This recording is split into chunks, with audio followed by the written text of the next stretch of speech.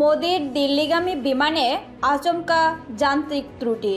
ভারতের প্রধানমন্ত্রী নরেন্দ্র মোদির দিল্লিগামী বিমানে আচমকা যান্ত্রিক ত্রুটি দেখা দেওয়ায় দিল্লি ফেরায় বিলম্ব দেখা দিয়েছে।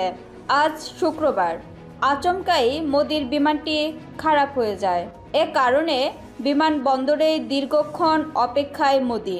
বিমানটি ওড়ার আগেই আচমকা যান্ত্রিক ত্রুটি দেখা দিয়েছে। বিশেষজ্ঞ দল বিমানটি পরীক্ষা করে দেখেছে।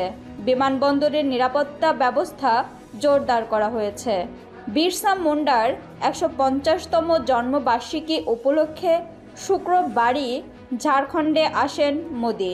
সেখানে ৬,৬৪০ কোটি টাকার বিভিন্ন উন্নয়ন প্রকল্পের উদ্বোধন করেন প্রধানমন্ত্রী। এরপর দুটি জনসভায় ভাষণ দেন তিনি। সামনেই ঝাড়খণ্ডের বিধানসভা নির্বাচনের দ্বিতীয় দফার ভোট গ্রহণ। তার আগেই এই সভা করেন প্রধানমন্ত্রী। তারপর দিল্লি ফেরার কথা থাকলেও আচমকা বিমানের ত্রুটি ধরা পড়ায় ফেরার প্রক্রিয়া বিলম্বিত হলো।